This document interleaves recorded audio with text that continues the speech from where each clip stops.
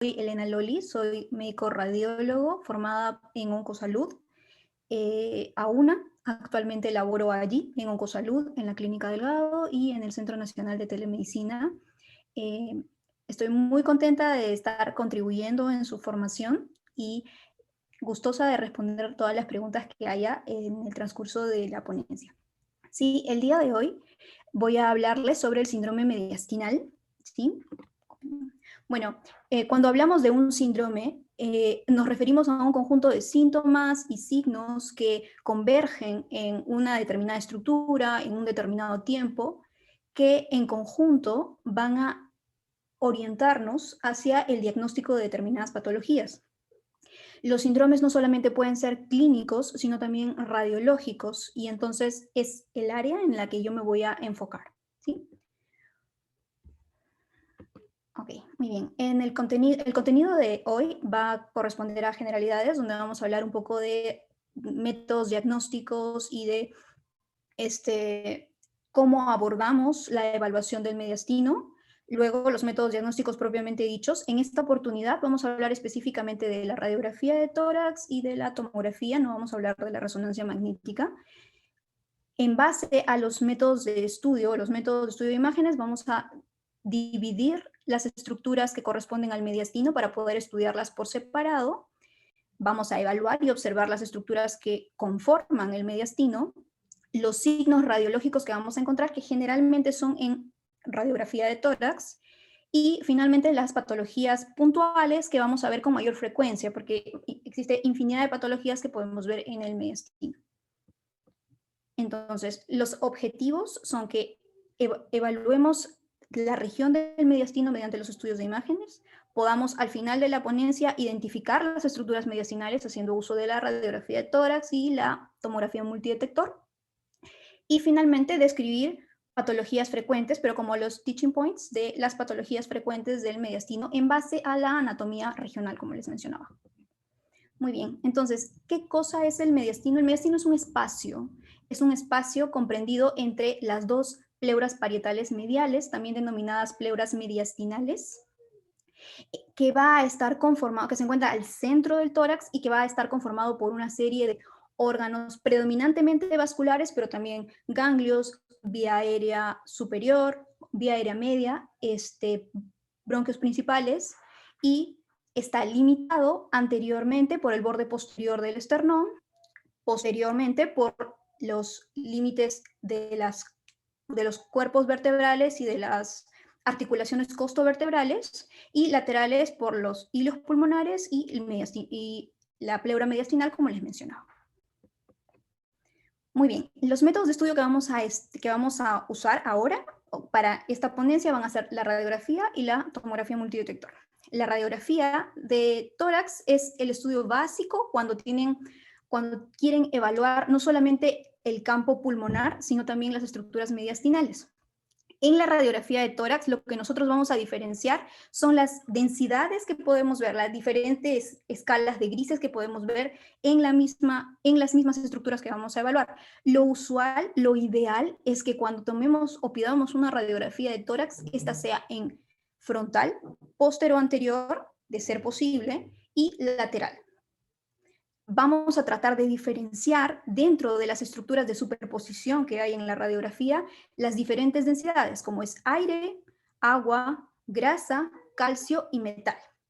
Nosotros en la radiografía, en la parte de partes blandas, vamos a tratar de unir todo lo que tiene que ver con la densidad líquida y sólida. No vamos a poder identificar específicamente esto debe ser agua o esto debe ser un órgano en particular. Eso la diferencia de la tomografía. Muy bien. En el caso de la tomografía, esto es diferente. La tomografía hace una serie de cortes muy finos de las estructuras que comprenden el tórax. La mejor forma de evaluar el mediastino es por tomografía o por resonancia magnética, porque vamos a tener una visualización en 3 dimensiones de las estructuras que estamos viendo. A diferencia de la radiografía, donde lo que vamos a tratar es de identificar las diferencias de densidades y tratar de pensar qué patología o qué órgano localizado en determinada posición va a corresponder a lo que nosotros estamos buscando, a lo que nosotros estamos sospechando del paciente. En la tomografía, lo que nosotros evaluamos también son densidades, pero son una gama más amplia de densidades. Por ejemplo, vamos a poder ver el aire, el agua, el líquido va a variar en su densidad y la forma de medirlo es mediante las unidades de Hounsfield. El líquido, por ejemplo, varía entre 0 y 20. Si 0 es el líquido completamente ceroso, limpio, y 20 un líquido más cargado, probablemente de proteínas o que esté mezclado con sangre. Eso va a variar de acuerdo a las diferentes estructuras que estamos evaluando. Muy bien. Existen dos formas de dividir el mediastino. La forma antigua divide el mediastino en 3, usando la radiografía de tórax en lateral. Aquí lo que hacemos es dividirlo en anterior, medio y posterior. Los límites son una línea 1, pues la línea imaginaria que pasa por delante de la tráquea e inmediatamente por detrás del corazón, siendo las estructuras anteriores a esta línea lo que se conoce como el mediastino anterior. Entre esta línea y la línea 2, que va a ser también una línea imaginaria que se va a trazar un centímetro posterior al borde anterior de los cuerpos vertebrales, está el mediastino medio, y de la línea 2 hacia atrás, hacia el final de los arcos costales, sería el mediastino posterior. Existe otra división. Resulta que cuando nosotros evaluábamos el mediastino con radiografía, lo que hacemos es evaluar una diferencia de densidades y de siluetas y contornos, ¿no? Algo que no se vea exactamente como debería verse en relación a los contornos, es lo que nos hace sospechar y que ahí podría haber algo. Pero existe un grupo que es un grupo internacional de estudio de la malignidad del timo, ITMIG por sus siglas en inglés, que diferencia el mediastino de otra forma. Resulta que el mediastino se evalúa mejor por tomografía o por resonancia magnética. Y en este caso, dividirlo como lo hacíamos antiguamente en radiografía no es muy útil. Entonces, ellos lo que hicieron es crear una nueva división usando solamente tomografía y resonancia magnética. Esta división no es de utilidad para la radiografía, donde seguimos usando la misma división que les mencioné previamente. Entonces, en este caso, lo que varía es la línea imaginaria anterior. Ellos, como vieron esta problemática, en el 2017 se la alcanzaron a la Sociedad Americana de Radiología y la Sociedad Americana de Radiología la estableció como norma. Entonces, en tomografía, el mediastino no se divide como anterior, medio y posterior, sino como visceral, grasa anterior, visceral y de estructuras posteriores o de origen vertebral, ¿sí? Entonces, la línea prevascular se delimita precisamente a ese nivel, justo anterior a todas las estructuras vasculares y anterior al corazón. Entonces, el corazón, que en la radiografía de tórax corresponde al mediastino anterior, en la tomografía ya no corresponde al mediastino anterior, sino al mediastino medio, entre comillas, mediastino visceral. La región prevascular tiene ciertas estructuras que las vamos a ir viendo más adelante, y luego está la otra línea que sí se mantiene igual, que es 1 centímetro posterior a la línea anterior de los cuerpos vertebrales, y esto divide la parte posterior o el mediastino posterior o paravertebral. Entonces, como podemos observar aquí en la imagen, no sé si pueden ver el mouse, el mediastino anterior está en color violeta, en color celeste el mediastino medio visceral y en amarillo el paravertebral, que comprende la columna torácica, las partes blandas paravertebrales. Entonces, lo que varía principalmente es la diferencia entre el mediastino anterior y medio, poniendo al corazón hacia el mediastino medio. En el caso de la radiografía, lo que nosotros observamos son contornos. Entonces, en base a los contornos y a las líneas y a las diferencias de densidades o transparencias que hay en el mediastino, podemos identificar algunas estructuras. Por ejemplo, en el mediastino, en una radiografía de tórax, esta es una radiografía de tórax póstero-anterior, frontal, donde podemos observar que, por ejemplo, las escápulas están por fuera del campo de los pulmones, eso es lo ideal. y el mediastino se localiza aquí. Esta debe ser una persona ya más o menos de edad, porque vemos que el botón aórtico está un poco prominente, y entonces vemos la tráquea como una imagen radiotransparente que se encuentra al centro. Muchas veces se puede ver incluso la bifurcación hacia los bronquios principales. La carina debe tener un ángulo aproximado de 70 grados. Cuando este ángulo se ensancha, podemos pensar o inferir que debajo de la carina puede existir algo que está haciendo que se estén desplazando o se esté haciendo más obtuso el ángulo que está por debajo. Luego, en los contornos de la izquierda, lo que podemos ver es como primera prominencia la aorta o el botón aórtico, la ventana aórtico-pulmonar, que es como una angulación interna, es como algo que se mete hacia el mediastino. Luego está el tronco de la arteria pulmonar, la aurícula izquierda y el ventrículo izquierdo. Y por el otro lado, lo que tenemos es la vena innominada o brachiocefálica derecha, la vena cava en su convergencia hacia la vena cava superior y la aurícula derecha. Entonces, estas estructuras deberían tener más o menos esa configuración a la hora que nosotros evaluamos la radiografía de tórax. Cuando nosotros vemos alguna variación en ella, es que debemos sospechar de que hay algo en el mediastino que está alterando la morfología del mismo. Entonces, cuando ocurra ello, lo que sigue es pedirle una tomografía para identificar qué es aquello que está alterando la morfología que estamos viendo en la radiografía. Muy bien, entonces, las estructuras, viéndolas en una radiografía, es como si las veríamos aquí. Lo que vemos en póstero anterior o en frontal es precisamente la oides, el timo que está anterior. Luego aquí está la vena innominada o brachiocefálica derecha. La izquierda casi no la vemos porque está interna, pero es importante que sepamos que pertenece al mediastino anterior. Luego la vena cava superior y el contorno de la aurícula derecha. Por el otro lado, bueno, este paciente es un paciente que no tiene un botón aórtico prominente, pero por aquí veríamos más o menos el botón aórtico, seguido de la ventana aórtico pulmonar, la aurícula izquierda y el ventrículo izquierdo. Muy bien, aquí podemos ver otra imagen donde identificamos las estructuras vasculares que les mencioné y los ganglios. Recordemos que los ganglios van a estar en todas las posiciones, tanto en el mediastino anterior como en el mediastino medio como en el mediastino posterior. Entonces, cuando tengan duda de algo, en el mediastino probablemente sea un ganglio y van a acertar. Muy bien, en la radiografía lateral, lo que podemos observar es la división. Recordemos que aquí está la tráquea, más o menos dibujaríamos la línea aquí y por detrás de la silueta cardíaca. Entonces, todo esto correspondería al mediastino anterior, donde está el timo en este paciente, o la grasa prevascular, cuando el paciente ya es más adulto, y el corazón. También en el mediastino anterior se encuentra la vena brachiocefálica izquierda, que también pertenece al mediastino anterior.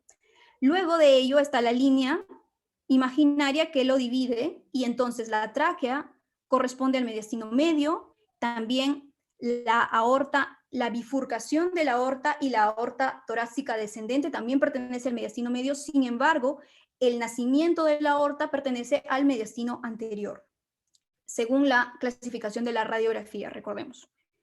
Y finalmente el mediastino posterior estaría como una línea, y el esófago, perdónenme, sería la línea imaginaria que divide el mediastino posterior, y entonces todo lo que comprende la parte posterior del mediastino, que son ganglios, las raíces nerviosas, los núcleos nerviosos, estarían localizados a ese nivel.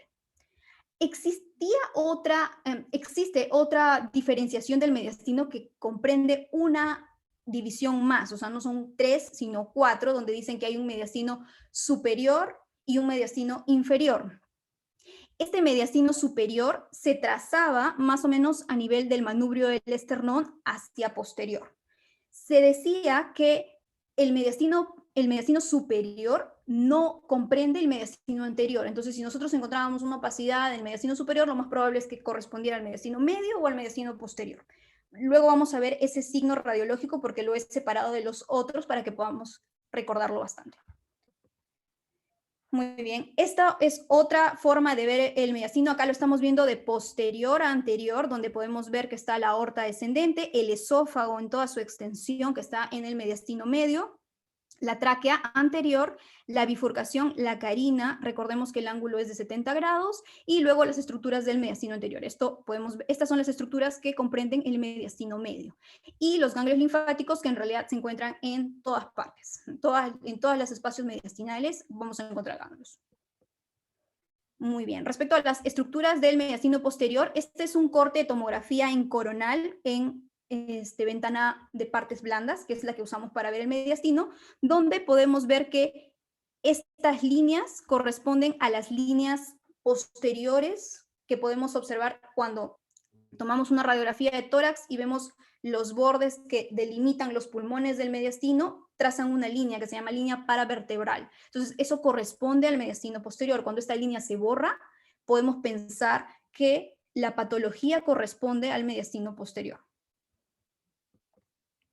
Muy bien, este es un gráfico de cómo veíamos el mediastino si observáramos una tomografía, es decir, de forma axial. Esta es una zona alta, no es tan alta porque aquí podemos ver que está la vena innominada izquierda. Más o menos esta debe ser la vena innominada derecha porque cuando se unen es que forman la vena cava superior. Vemos ganglios, vemos la grasa prevascular. Esta es la bifurcación de la aorta. Aquí vemos la tráquea, que casi nunca, excepto ciertas patologías, pierde su luz. Generalmente tiene esa morfología que podemos ver. Y el esófago, que sí suele perder su luz, no es usual que lo veamos dilatado, a menos que haya una obstrucción intestinal o algo que condicione a que tenga dilatación del esófago. Y bueno, los pulmones que pueden verse a los costados. Y esta es la delimitación superior. Luego bajamos un poquito y aquí ya podemos ver el tronco de la pulmonar, el nacimiento de la aorta, o más o menos un poco más arriba, el nacimiento de la aorta torácica y la aorta descendente. Aquí vemos la carina, o sea, estamos bastante abajo o cerca a la bifurcación de cerca a la carina, el esófago y la aorta descendente que les mencioné, y la vena acigos. Continuamos, acá ya vemos solamente las cavidades cardíacas que corresponden a los dos ventrículos. Vemos la vena cava y la aorta de todas maneras. Recordemos siempre que el esófago y la aorta van a ir juntos, como en armonía, hacia el abdomen. Muy bien. Todo lo anterior lo vamos a ver en la tomografía. Esta es una tomografía de tórax en ventana mediastinal o ventana de partes blandas con administración de contraste, porque si podemos ver aquí está el contraste iodado, que se caracteriza por ser de alta densidad en los estudios radiológicos. Acá vemos la tiroides, que no estaba en el anterior estudio, pero es importante porque lo vamos a ver en las patologías. La tiroides, que tiene un componente cervical y un pequeño componente hacia el mediastino, que no es usual que se introduzca, pero existen variantes donde hay una elongación de la tiroides que se extiende hacia el mediastino anterior o hacia el mediastino medio, dependiendo de qué parte sea el que está más grande. Y lo vamos a poder ver en el mediastino. Muy bien. Entonces aquí vemos los cuerpos vertebrales. Esto que vemos aquí que está como presionado, comprimido, es el esófago y la tráquea. Vemos más abajo, esta es la vena innominada izquierda. Aquí podemos ver ya la vena innominada derecha, que era lo que veíamos en el otro gráfico. La bifurcación de la aorta, igual, la tráquea y el esófago y los cuerpos vertebrales.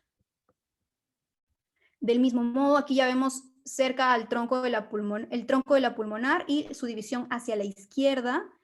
Podemos ver ya claramente la vena cava superior y la tráquea está ya bifurcándose o dividiéndose hacia los bronquios principales. Finalmente, las cavidades cardíacas y la aorta descendente y el esófago que va justo anterior a ella con la vena acigos. Y bueno, aquí ya estamos llegando al abdomen, es importante que recordemos que el mediastino es largo y se va casi hasta los recesos hasta los recesos inferiores en los pilares diafragmáticos que están casi en contacto con el retroperitoneo. Es importante cuando evaluemos a los pacientes, por ejemplo, a los pacientes oncológicos, poder diferenciar cuando hay, por ejemplo, adenopatías intraabdominales respecto a las intratorácicas. Entonces es importante que delimitemos bien el mediastino hacia el final. Entonces, cuando nosotros evaluamos el mediastino en radiografía, lo que vamos a buscar son signos. Dentro de los signos que vamos a encontrar, porque recordemos que en la radiografía lo que hay es una superposición de estructuras, entonces las densidades van a ser diferentes, van a converger o van a estar separadas, y cuando veamos algo diferente respecto a las densidades de una radiografía normal, entonces podemos sospechar que existe alguna patología mediastinal. El signo por autonomacia, el signo más importante para poder identificar que hay algo en el mediastino es el ensanchamiento mediastinal. El ensanchamiento mediastinal puede ser focal o puede ser difuso, y depende de la altura en la que se encuentre y de la edad que tenga el paciente. Un mediastino ensanchado en un paciente de 60 a 70 años puede ser debido a una elongación de la aorta y nada más. Mientras que en un paciente joven, incluso ser una elongación de la aorta no correspondería a su edad y por lo tanto sería algo patológico. Entonces es algo que debemos considerar en el universo que es el paciente. El signo de la silueta consiste en que dos estructuras que tienen la misma densidad y se encuentran a la misma altura se borran a sí mismas. Es decir, ya no podemos identificar el contorno de una respecto al contorno de la otra. Eso nos permite diferenciar qué cosa podría estar adelante o atrás, pero recordemos que tiene que tener la misma densidad, porque si están a la misma altura y tienen diferentes densidades, igual no se va a ver como el signo de la silueta y van a corresponder a la misma altura. Pero en eso se basa el signo de la silueta. El desplazamiento de estructuras es precisamente lo que les mencionaba respecto a la carina y al ángulo que debería tener y a todas las estructuras en general. La morfología que tiene el mediastino no debería alterarse, debería ser siempre igual a menos que cambie con la edad. Pero si nosotros vemos que una zona que debería ser cóncava normalmente se vuelve convexa, ahí debe haber algo que está generando esa convexidad. Y generalmente esta convexidad va a ser hacia el pulmón, ¿no es cierto? De cualquiera de los dos lados. Y el hilio oculto corresponde a que una lesión que se encuentra en el mediastino anterior, por ejemplo, lo que va a hacer es cubrir el hilio pulmonar y este se va a poder ver a través de esa lesión. Esa lesión lo va a borrar, pero nosotros lo vamos a poder ver en la radiografía. Muy bien, respecto al ensanchamiento que les mencionaba, este puede ser focal o difuso. El ensanchamiento focal suele ser más característico de los tumores. Los tumores mediastinales suelen generar ensanchamientos focales solamente en un área determinada del mediastino, mientras que los ensanchamientos difusos suelen ser más relacionados a problemas infecciosos o a presencia de líquido o presencia de sangre en el mediastino que discurre de manera homogénea en toda la estructura mediastinal y por eso es que lo vemos ancho, pero en toda su extensión. Entonces, eso suele ser el ensanchamiento difuso respecto al focal. Esto era lo que les mencionaba sobre el signo de la silueta. Por ejemplo, aquí vemos que dos estructuras de diferente densidad se van a ver diferentes en la radiografía. Dos estructuras que estén en diferente plano, pero tengan la misma densidad, se van a ver diferente en la radiografía. Uno se va a ver más denso y otro se va a ver menos denso y se va a poder delimitar su contorno. Mientras que dos estructuras con la misma densidad en el mismo plano van a borrar sus contornos y se van a convertir en uno solo. Y eso lo vamos a poder ver en la radiografía. Por ejemplo, aquí, en esta imagen, podemos ver que hay una estructura que está comprimiendo la tráquea y sin embargo no muestra diferenciación respecto a las estructuras adyacentes, a la silueta cardíaca, por ejemplo. Entonces podemos asumir que aquello está justo encima de la misma y tiene la misma densidad y por ende no borra los contornos que estamos visualizando. Sin embargo, está generando compresión extrínseca de las otras estructuras que son aéreas y con las que sí se va a poder delimitar bien los planos y las densidades. Muy bien. Ahora, respecto al desplazamiento de las estructuras, esto puede ser lateral o concéntrico. Por ejemplo, lo que vimos en la anterior diapositiva es un desplazamiento concéntrico. Es algo que está comprimiendo una estructura central, que probablemente la está englobando, o son dos patologías que están comprimiendo la estructura, mientras que el desplazamiento lateral es algo que hace, por ejemplo, el botón aórtico. El botón aórtico lo que hace es ocupar espacio y desplazar las estructuras que se encuentran alrededor, por ejemplo, la tráquea. Llega a cierta edad en la que vamos a evaluar la radiografía de tórax y vamos a ver un botón aórtico muy prominente y una tráquea desplazada, y es un paciente normal, es un paciente anciano que probablemente tiene hipertensión esencial o tiene alguna cardiopatía o alguna patología que lo hace propenso, o tiene la aorta ya bastante elongada, y entonces la aorta va a desplazar las estructuras hacia un lado o hacia el otro. Muy bien. Este es el ilio oculto. Miren, esta lesión corresponde a esta lesión. Este es un tumor maligno, es un linfoma, y podemos ver que tiene una densidad heterogénea, que es infiltrativa porque ya prácticamente no se ve el contorno anterior, y que se encuentra en el mediastino anterior. Posterior a este, en el mediastino medio, se encuentra la salida hacia los bronquios, o el bronquio derecho en este caso. Si nosotros vemos esto es en la tomografía está fácil, lo podemos ver claramente, pero si nosotros no tenemos la tomografía y vamos a ver la radiografía, lo que podemos observar es que esta lesión que está ocupando espacio está ocultando el ilio, pero lo podemos ver.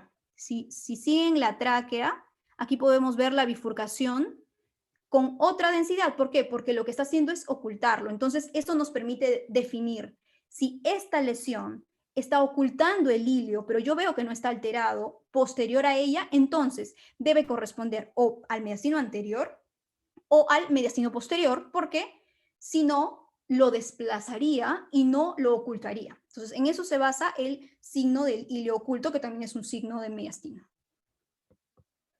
Entonces, cuando hablamos de las patologías, también, ¿por qué es importante diferenciar o dividir el mediastino? Para poder concentrarnos en las posibles patologías de acuerdo a los signos que veamos. Por ejemplo, del mediastino anterior, lo que nos debe quedar claro es que las lesiones que aparecen en el mediastino anterior pueden ser principalmente 4. Siempre nos tenemos que acordar de las 4T. Las 4T de timoma, la T de tiroides, la T de teratoma y la T del terrible linfoma. Cualquiera de estos 4 va a aparecer en el mediastino anterior o va a estar en el mediastino anterior. Y por otro lado, recordemos que en la radiografía al mediastino anterior le pertenece el corazón. Entonces, por ejemplo, hay un libro de texto que utilizamos mucho cuando recién empezamos la especialidad de radiología, donde decimos que es el libro de Felson, que dice que el mediastino anterior está constituido por Blancanieves, que es el corazón, que es blanco y grande, y no son los 7 enanitos, sino las 5 Ts. No considera 4, que era lo que yo les mencionaba, sino además de los 4 que yo les mencioné, habla de la aorta ascendente o la aorta torácica, que casi nunca se asocia, porque recordemos que la aorta en su nacimiento está en el mediastino anterior, pero luego ocupa el mediastino medio y se va incluso cuando está elongado hasta el mediastino posterior y lo rebasa. Entonces, por ese motivo es que no les estoy mencionando a la aorta torácica. Entonces, recordemos siempre los 4: timoma, tiroides, teratoma y el terrible linfoma, que es el maligno, ¿no? Por lo que, entre comillas, maligno, porque el timoma también puede ser maligno y también puede tener un comportamiento altamente agresivo. Muy bien, lo que podemos ver aquí en esta imagen, en la imagen de la izquierda, es una tiroides intratorácica. Esta tiroides lo que ha hecho es crecer y formar un tumor heterogéneo que ha crecido hacia el mediastino anterior. Entonces aquí vemos la tráquea y vemos que hay una lesión heterogénea que tiene áreas quísticas y áreas sólidas que corresponden a la tiroides. Generalmente la tiroides puede crecer, no necesariamente los tumores van a ocupar el mediastino, sino que la misma tiroides intratorácica sana puede introducirse dentro del mediastino y también aparecer como una opacidad ahí. Y hacia el lado derecho lo que tenemos es un teratoma, que también ocupa el mediastino anterior y que se caracteriza porque tiene densidad de partes blandas, tiene densidad grasa, puede tener pelos, dientes, dependiendo de qué tan maduro sea el teratoma. Entonces aquí, por ejemplo, lo que tiene es áreas quísticas, tiene áreas con densidad de partes blandas y tiene grasa. Si encuentran un tumor o una lesión que tiene grasa, eso es un teratoma, hasta que se demuestre lo contrario. Y está en el mediastino anterior, es un teratoma hasta que se demuestre lo contrario. Muy bien, la hiperplasia tímica, el timo normalmente lo vamos a visualizar en los niños y los adolescentes hasta cierta edad. Es variable. Hay pacientes que tienen 30, 35 años y siguen teniendo restos tímicos en la región prevascular en las tomografías. El timo suele ser muy organizado, tiene una forma como triangular y se ve así, respeta las estructuras, no abomba, no desplaza. Cuando el timo desplaza, crece, entonces nosotros decimos que es una hiperplasia tímica, porque ya no tiene un comportamiento tan bonito, tan ordenado como tiene el timo normalmente. Pero no necesariamente es maligno. El detalle del timo es que puede parecer incluso maligno o puede parecer bueno y ser malo. Por eso es complicado evaluarlo, incluso por estudios altamente complejos como la resonancia magnética o la tomografía con emisión de positrones. Es muy complejo de evaluarlo. Pero si nosotros vemos un timo heterogéneo, debemos sospechar que este timo ya no es un timo bueno, sino ya tiene una degeneración maligna. Y por eso es que acá vemos que hay una hiperplasia tímica, mientras que aquí hay una neoplasia tímica. La neoplasia tímica además se asocia a adenopatías en los otros segmentos o en las otras partes del mediastino, pero se puede ser un poco parecido al linfoma, entonces es difícil identificar si se trata de un timo o un linfoma. Entonces, pero ya si tienen ganglios incrementados de tamaño, de características malignas, entonces lo más probable es que sea maligno y allí lo que se tiene que hacer es una biopsia probablemente guiada por tomografía. Muy bien, entonces, cuando nosotros tenemos una patología del mediastino anterior, aquí, por ejemplo, lo que podemos observar es que la silueta cardíaca está incrementada de tamaño, pero además no mantiene esa morfología como angosta arriba y ancha abajo, sino que tiene como algo que abomba a nivel de la ventana aórtico-pulmonar. Entonces, pensamos, aquí debe haber una lesión que hace el signo de la silueta con el corazón. Entonces, debe ser de la misma densidad del corazón y debe estar a la misma altura que el corazón.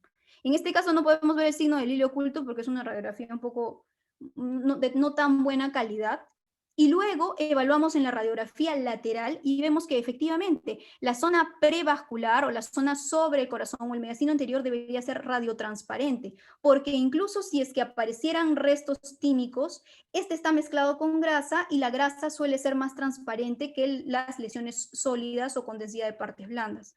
Entonces observamos que hay una imagen que incluso desplaza discretamente la tráquea hacia posterior.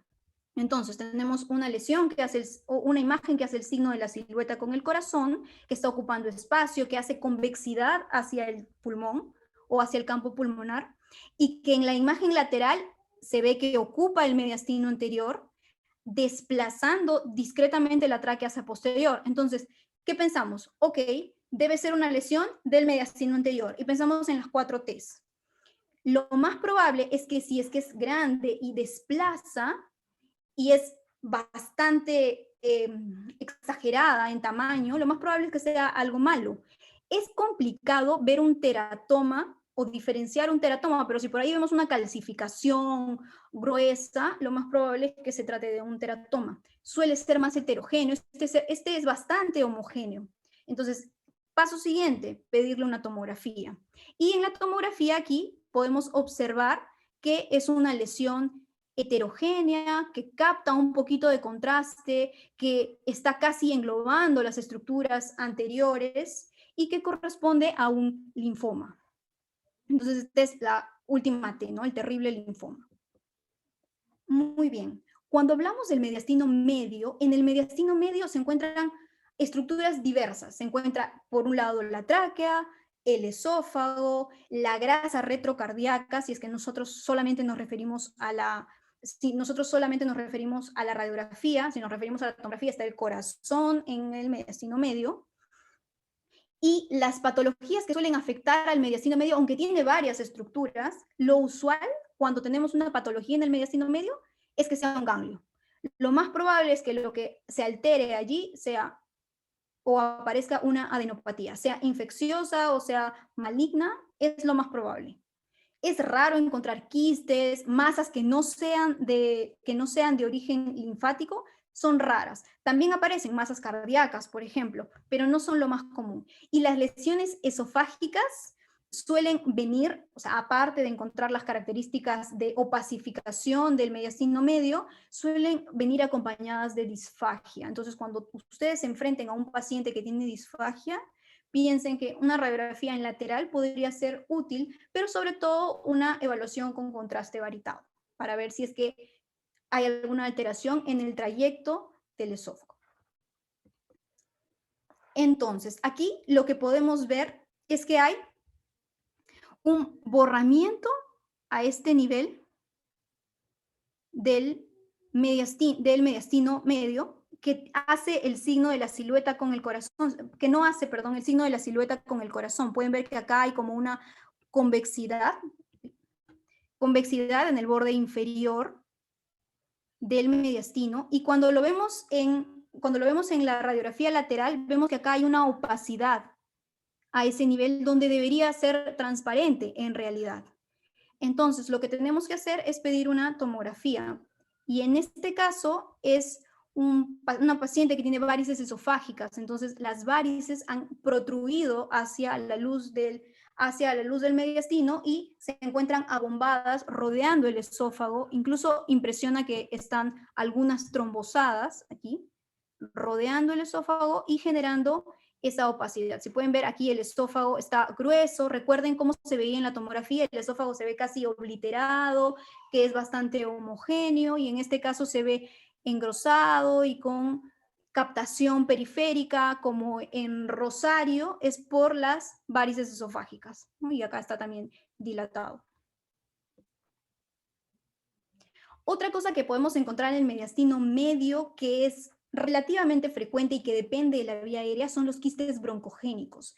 Y los quistes broncogénicos pueden aparecer a cualquier nivel y se caracterizan por ser de densidad líquida, pero a veces no tienen densidad líquida, sino simplemente son como burbujas o estructuras aireadas que dependen del trayecto de la tráquea o que dependen de la carina o de los bronquios. Por ejemplo, aquí lo que tenemos es un quiste broncogénico y que tiene densidad líquida, que suelen llenarse de moco, incluso pueden tener una densidad líquida no tan cercana al 0 en las unidades de Hounsfield, sino más bien cercana al 20 o por el 15, porque tienen un contenido de mucina que lo hace más denso, que es una variante anatómica completamente normal que se puede complicar y que nos puede asustar a la hora de la radiografía.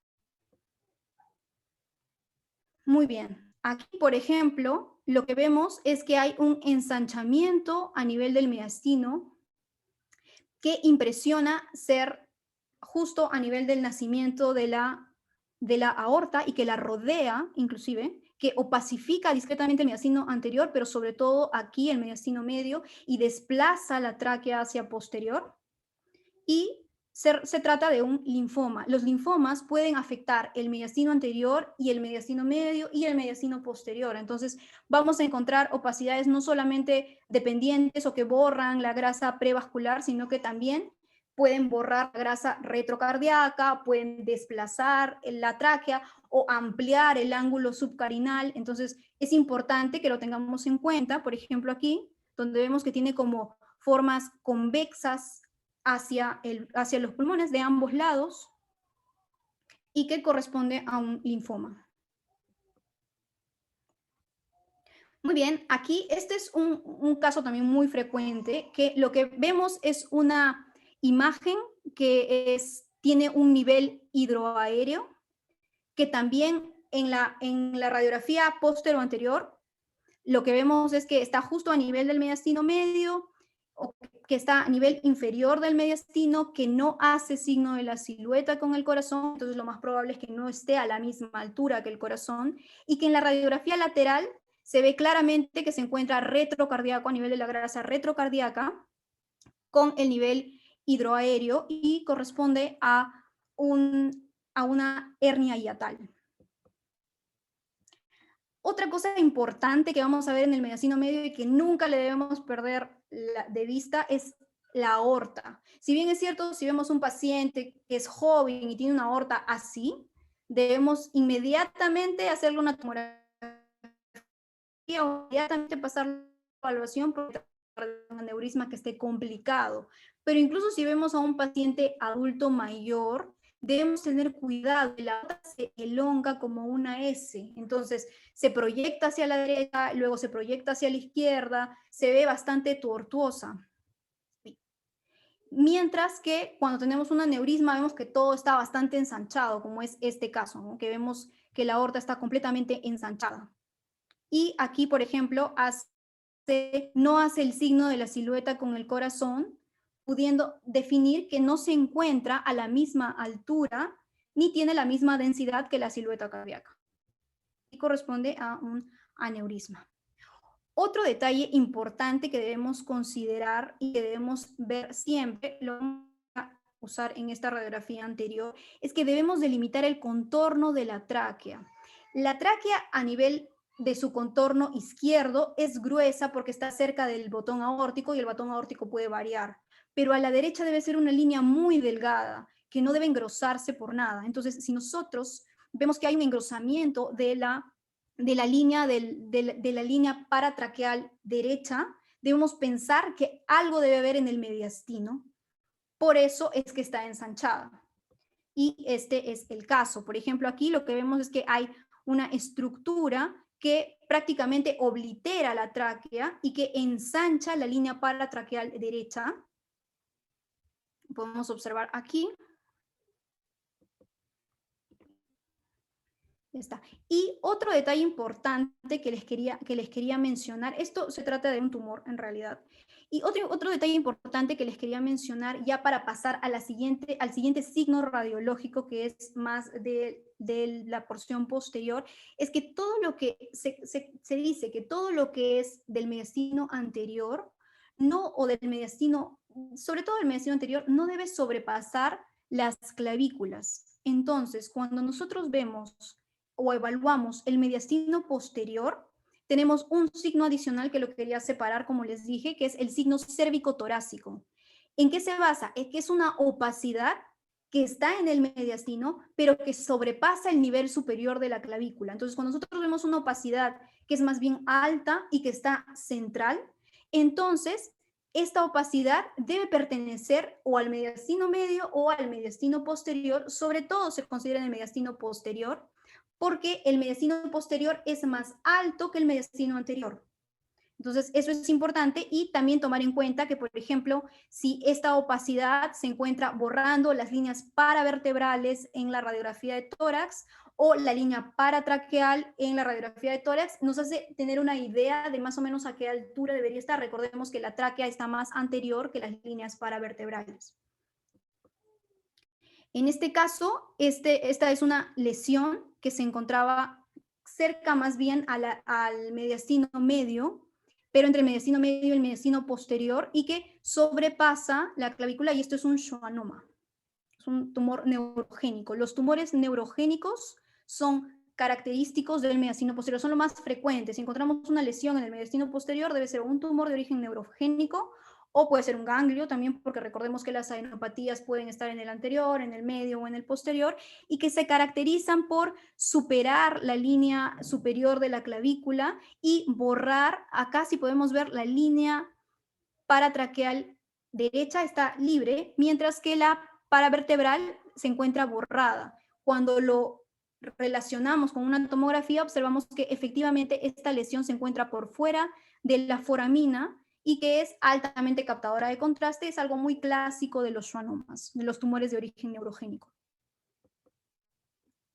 Muy bien, otra cosa que también pueden aparecer y que nosotros, por lo menos en donde yo trabajo, lo vemos con frecuencia, son las hematopoiesis extramedulares.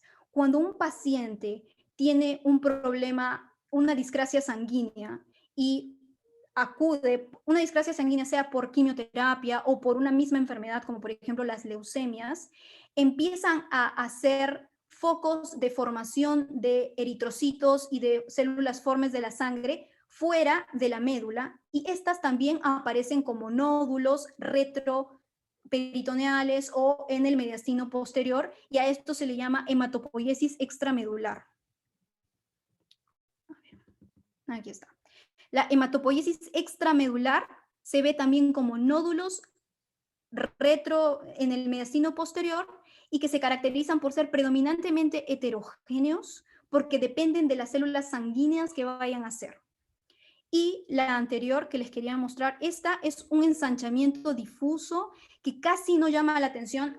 Nosotros cuando vemos una radiografía de tórax, antes no era usual que se vieran los cuerpos vertebrales. Cuando nosotros veíamos los cuerpos vertebrales antes en una radiografía de tórax, decíamos que esa placa estaba muy penetrada, era un estudio que no estaba bien hecho. Ahora es lo usual, y entonces cuando nosotros vemos los cuerpos vertebrales tenemos que identificarlos y ver que sus contornos se encuentren bien. Si nosotros no los podemos identificar o no los podemos ver con claridad, esa radiografía no está bien adquirida. Entonces, algo que siempre se nos pasa por alto es precisamente ello, revisar los cuerpos vertebrales y los contornos vertebrales, porque nosotros tenemos una patología muy común y que no pasa y que no pasa desapercibida, por lo menos en los hospitales generales, que es la espondilodicitis, que generalmente en el Perú es secundario a tuberculosis. Acá, por ejemplo, vemos que hay un ensanchamiento difuso. Recordemos, como les dije previamente, que los ensanchamientos difusos suelen ser más relacionados a problemas infecciosos, y es efectivamente lo que teníamos en este caso. Es una espondilodicitis por tuberculosis bastante amplia y que en realidad se evalúa por resonancia magnética. O sea, ese es el único estudio al que le he agregado la resonancia magnética porque es el estudio ideal para poder ver esas alteraciones vertebrales o paravertebrales cuando tenemos dudas respecto a ello. Nosotros, cuando tenemos espondilodicitis, tenemos una disyuntiva porque como atendemos pacientes oncológicos, también puede tratarse solamente de implantes secundarios que están infiltrando las estructuras anteriores, que es nuestro diagnóstico diferencial cuando vemos una espondilodicitis por radiografía. Y bueno, es la hematopoiesis extramedular que les mencionaba. Muy bien, entonces, esas fueron mis fuentes. Si alguno desea que se las pase por correo, me los puede pedir, no hay ningún problema. Y eso es todo. Muchas gracias. Muchas gracias, doctora, por la ponencia, muy bonita. Pensé que no me estaban escuchando. Sí, se le ha escuchado todo bien. Chicos, ¿tienen alguna pregunta? Ya, a ver, se la leo, doctora. Dice, ¿cómo saber diferenciar en la placa radiológica la presencia de una masa con un tumor en la zona mediastínica? ¿Cómo diferenciar una masa o un tumor? La verdad es que nosotros en radiología a todo lo que es masa le decimos tumor, le decimos tumoración. La radiografía nos sirve para identificar en qué parte del mediastino podría encontrarse, pero la mejor forma de evaluar en qué parte del mediastino podría encontrarse es ampliar la radiografía con una radiografía lateral, para ver esas pequeñas radiotransparencias que nos permiten identificar en qué parte se podría encontrar.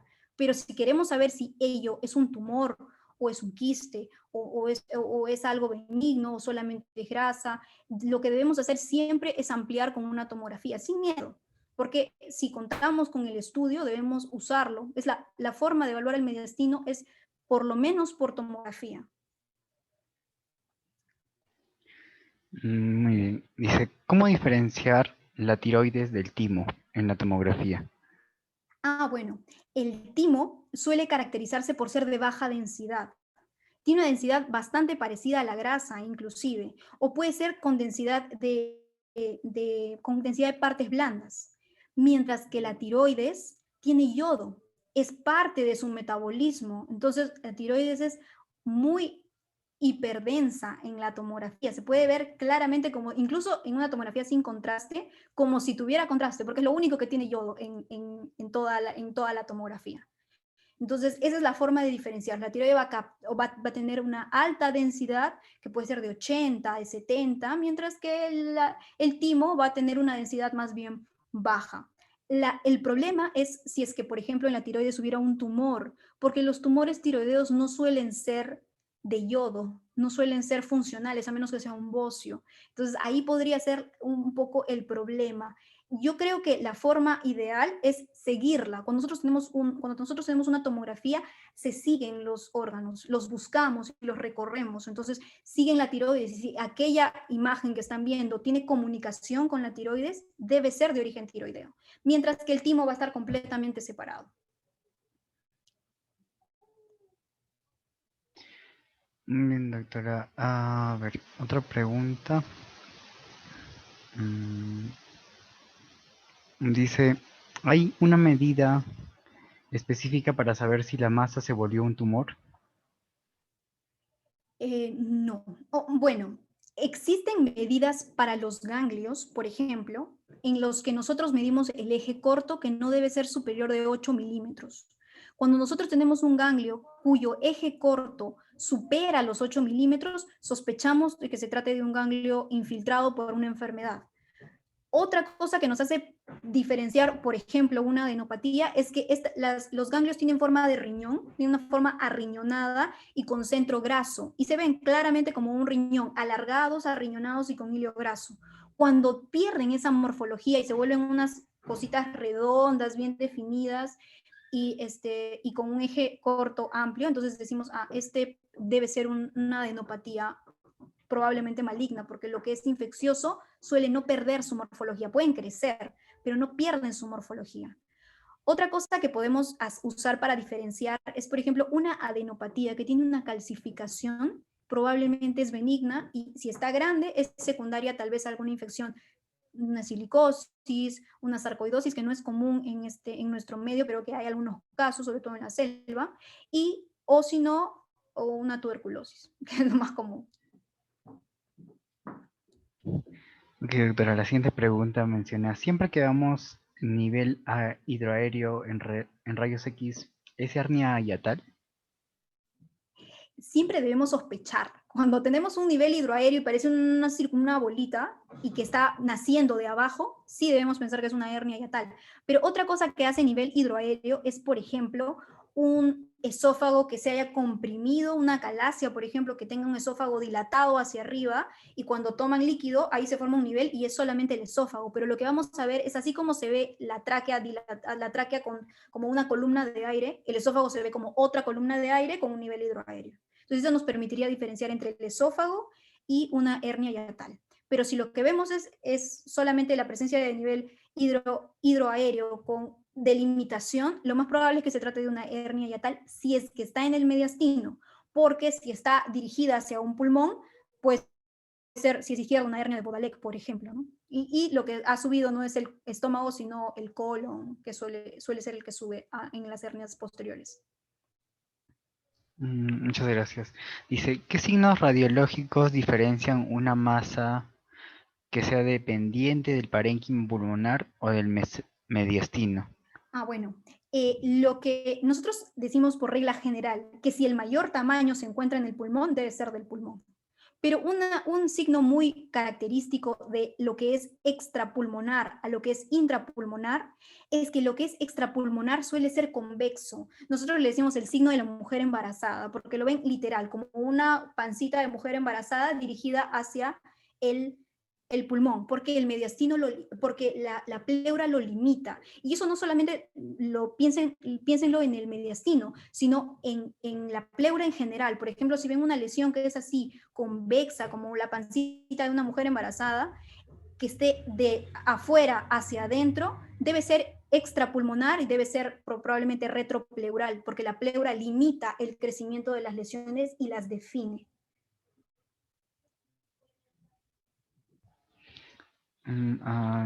Muy bien, doctora. Dice, ¿a qué se refiere con el signo cérvico-torácico y signo de la vela tímica? Bueno, el signo cérvico-torácico es el que les mencionaba, en el que vemos una lesión que generalmente depende del mediastino posterior o del mediastino medio en menor proporción y que lo que va a hacer es superar la línea superior de la clavícula. Si nosotros vemos una opacidad en la radiografía frontal, si vemos una opacidad que está al centro y que está una parte dentro y otra parte por encima de la clavícula, a eso se le llama el signo cérvico-torácico, porque está hacia el cuello y hacia el tórax. Y en el caso de la vela tímica, cuando a un niño o a un adolescente le toman una radiografía, ellos tienen el timo y se ve como una angulación, como si fuera una vela de barco dirigida hacia la derecha, y es algo normal. O sea, nosotros lo vemos y muchas personas pueden pensar, ¡ah! Es un tumor, pero no, es algo normal, es la forma usual como se ve el timo en un niño o en un adolescente. Muy bien, doctora. La última pregunta. Nos menciona si puede explicarnos sobre el engrosamiento derecho de la tráquea. Ya, ok. Sería interesante. Miren, cuando nosotros vemos una radiografía, la tráquea se ve claramente hacia la derecha. Se ve claramente, se ve una línea muy delgadita que está hacia la derecha. Esa línea, algunos textos dicen que no debe medir más de 3 milímetros, otros más de 2 milímetros. Debe ser muy delgadita. Si es que esa línea mide más de 3 milímetros, entonces debemos pensar que hay algo que la está engrosando o hay algo allí que está ocupando espacio y que está borrando esa línea perfecta que debería haber. ¿Están viendo todavía mi pantalla? Te lo voy a mostrar. En la Se observa, radiografía. doctora. Dicen que una imagen vale más que 1000 palabras. Aquí, no, aquí se ve horrible. Aquí. Si ven, esta línea de aquí, de la tráquea, es muy finita. Entonces, si por ejemplo la vemos así de gruesa como se ve acá, debemos pensar que ahí hay algo. Probablemente un tumor o algo que, o más que un tumor, tal vez una infección, algo que se esté coleccionando al costado de la tráquea o que pertenezca incluso al pulmón, que está pegado a la tráquea. Entonces debemos sospechar que ahí hay algo. Muchas gracias, doctora. Hay una pregunta más. Dice, ¿cómo se ve el timo en un infante de 18 meses? Se ve, a ver, es muy variable, pero se ve como un tumor que se encuentra anterior al corazón y que tiene baja densidad, que tiene una densidad de partes blandas, pero no como de los músculos, sino como, se ve como un poco gris, más o menos así como el agua, un poquito más denso que el agua. Pero se ve como un tumor, se ve como una masa que está anterior, o sea, en el mediastino anterior.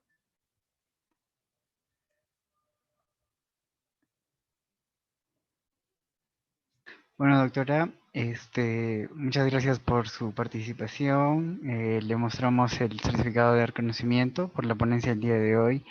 Muy bonito, por cierto, y muchas gracias por la ponencia. No, al Eso contrario, gracias a sería usted. todo. Ok, muchas gracias.